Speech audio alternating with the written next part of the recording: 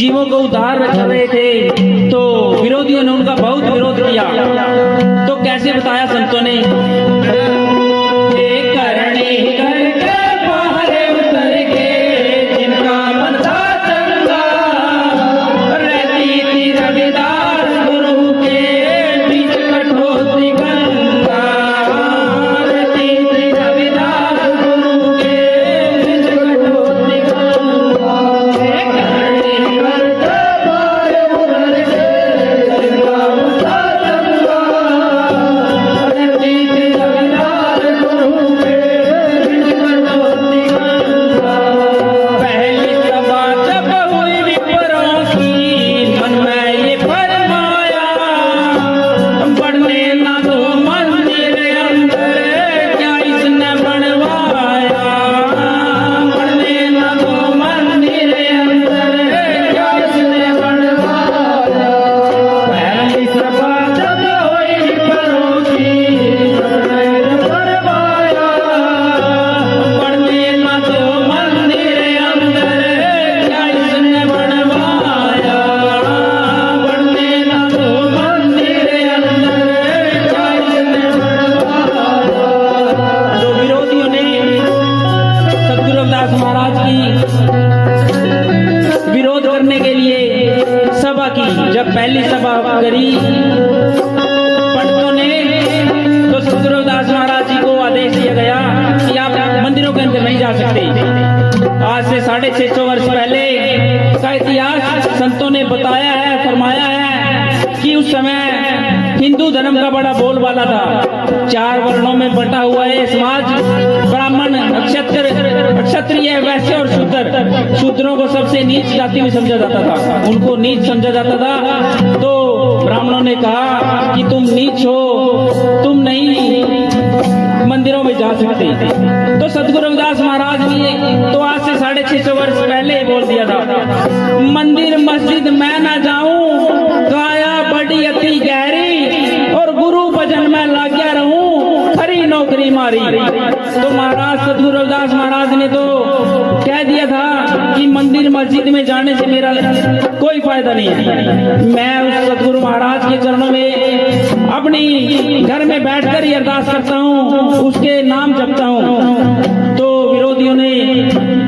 विरोधियों का कैसे मुंह तोड़ जवाब दिया सद्गुरु रविदास महाराज ने, करणी करके बाहर उतर के जिनका मन था चंगा, रहती थी रविदास गुरु के बीच कठोती गंगा, रहती थी रविदास गुरु के बीच कठोती गंगा, करणी करके बाहर उतर के जिनका मन था चंगा, रहती थी रविदास गुरु के बीच कठोती गंगा, रहती थी रविदास गुरु के बीच कठोती गंगा।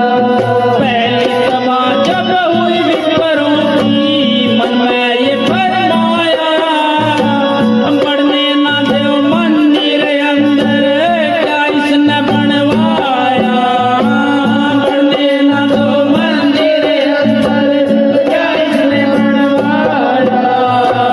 घर के माई दर्शन देंगे, घर के माई दर्शन देंगे, मच गया हाहाकार,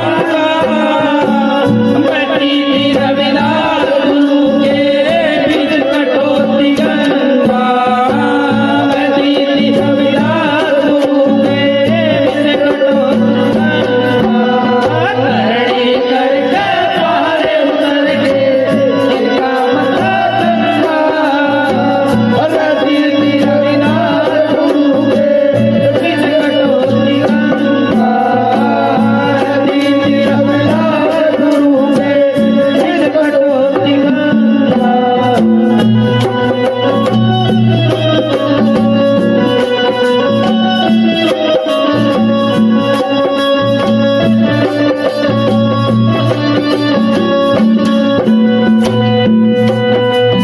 दूसरी सभा जब हुई विप्रों की, मन में ये दूसरी सभा जब हुई विप्रों की, शालीग्राम तिरा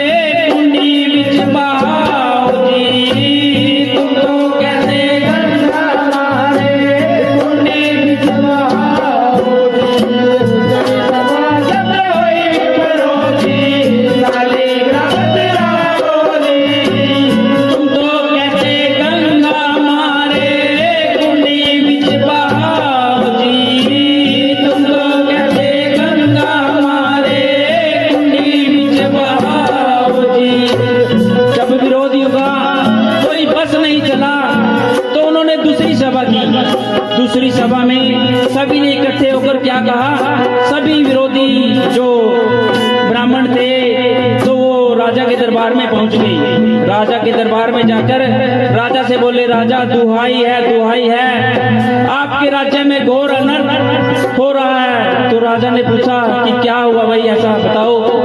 तो विरोधियों ने, पंडितों ने बताया भाई जाके कि आपके राज्य में शूद्र उस परमपिता परमात्मा का नाम ले रहे हैं, तो ये बड़े दुख की बात है। तो भाई उन्होंने बताया कि कौन है भाई, तो पंडितों ने बताया कि रविदास नाम का कोई शख्स है। तो वही राजा ने बुलावा भेजा, सभा में सतगुरु रविदास महाराज जी को बुलाया गया। तो सतगुरु रविदास महाराज जी आए और राजा ने कहा कि संत जी ये कह रहे हैं कि आप शूद्र हो और आप सतगुरु उस मालिक का नाम नहीं रख सकते। तो उस सभा में सतगुरु रविदास महाराज जी ने राजा से क्वेश्चन करा, प्रश्न पूछा कि हे महाराज ये बताओ कि आप कहाँ से आए हो और ये पंडित कहाँ से आए हैं। तो तो राजा ने उत्तर दिया कि सब उस मालिक के भेजे हुए हैं। तो सतगुरु रविदास महाराज जी ने कहा कि जब सभी उस मालिक के भेजे हुए हैं तो नाम क्यों नहीं सिमर सकते हम उस मालिक का। तो राजा ने सुना तो विरोधियों ने फिर विरोध किया कि नहीं, शूद्रों को यह अधिकार नहीं है कि वो नाम जपे। तो सतगुरु रविदास महाराज जी ने बताया कि उस मालिक के भेजे हुए जब सभी जीव हैं तो फिर उस मालिक का नाम क्यों नहीं जप सकते। तो कैसे बताया सतगुरु रविदास महाराज के बारे में। सभा जब हुई विप्रों की, शालिग्राम पिराओ जी, तुम तो कहते गंगा हमारे कुंडी विच बहाओ जी, तुम तो कहते गंगा हमारे कुंडी विच बहाओ जी। दूसरी सभा जब हुई विप्रों की, शालिग्राम पिराओ जी, तुम तो कहते गंगा हमारे कुंडी विच बहाओ जी,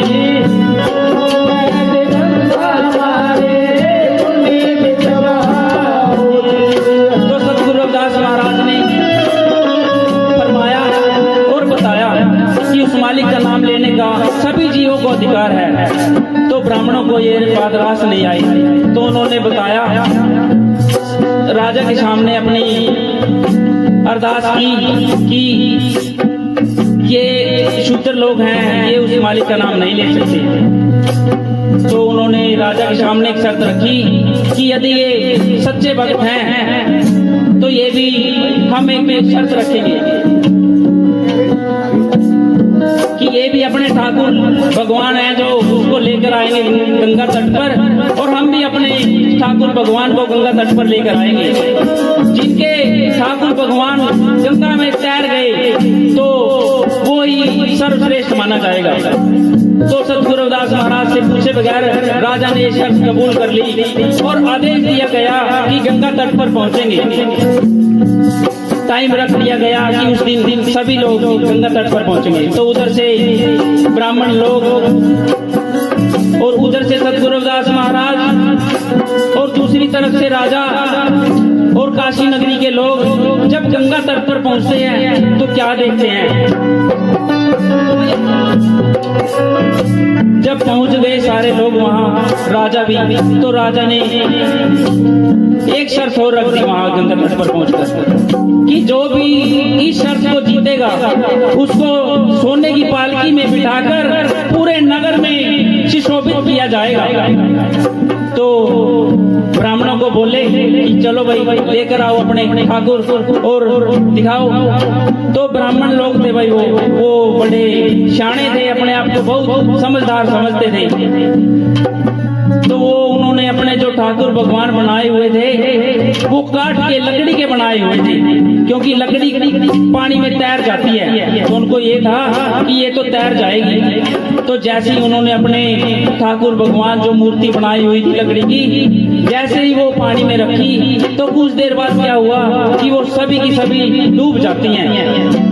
तो वैसे तो संतों ने बताया है कि वो परमपिता परमात्मा भगवान कभी डूबते नहीं है, लेकिन कहा है नीता जिनादी सच्चियां रब उन्हों नूं मिलता, कि जिनकी नीत सच्ची होती है। तो सतगुरु रविदास महाराज ने कहा कि नीत ये तो नीतों के फल होते हैं, जिनकी नीत सच्ची होती है उनको ही परमपिता परमात्मा के दर्शन होते हैं, और जिनके मन में कब विरोध होता है तो उनको अक्सर माफी मिलती है।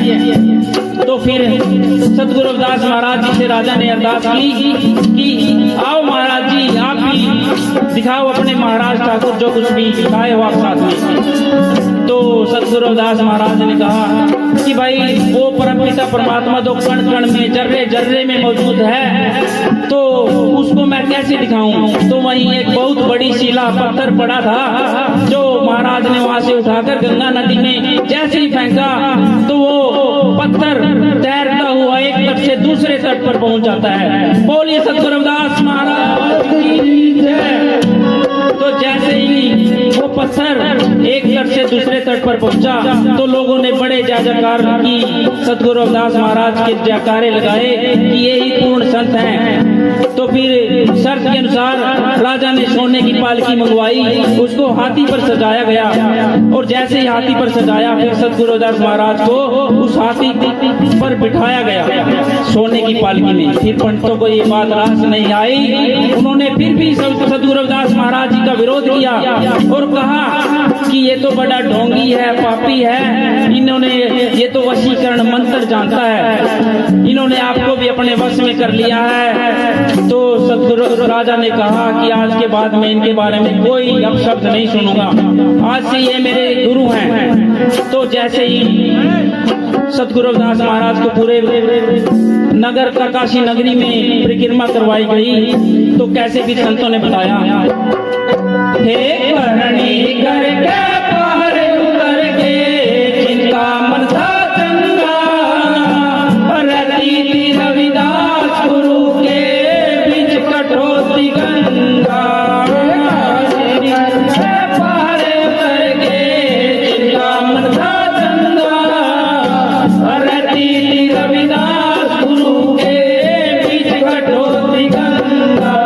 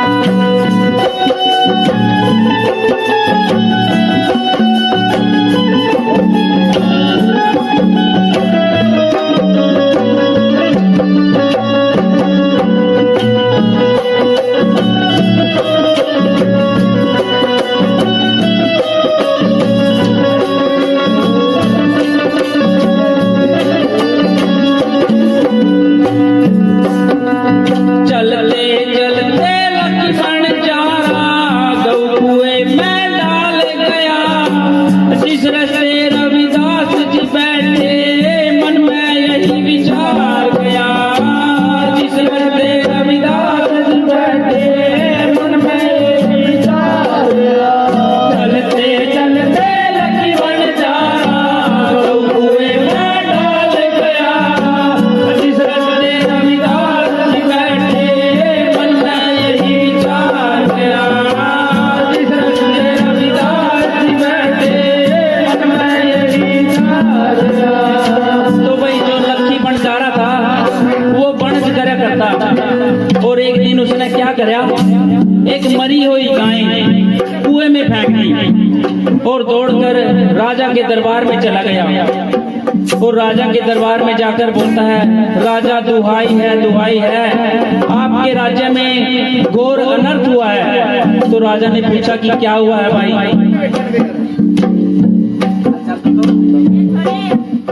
तो राजा ने पूछा क्या हुआ भाई। तो लक्ष्मी बंजारा कहता है कि आपके राज्य में घोर अनर्थ हुआ है।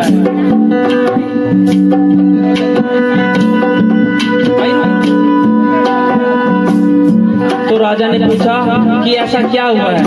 तो लक्ष्मी बंजारे ने बताया कि मरी हुई तो जिंदी गायें कुएं में डाल दी। तो राजा ने पूछा भाई किसने। तो कहा कि रविदास ने एक जिंदी गायें कुएं में गिर दी।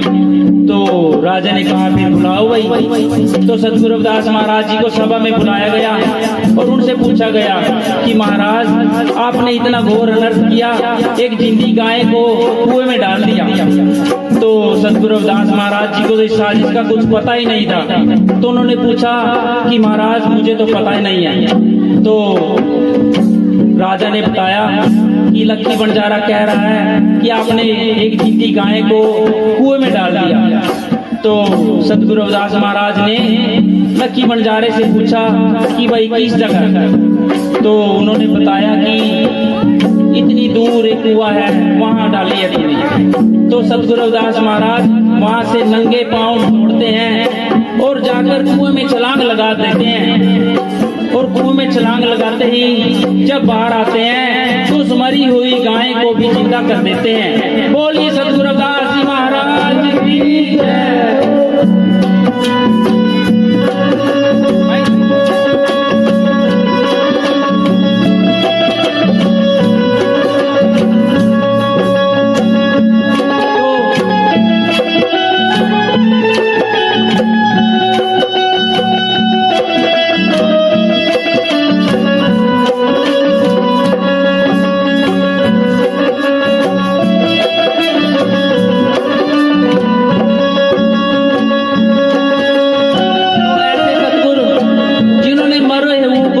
दिया है तो वो है सतगुरु रविदास महाराज।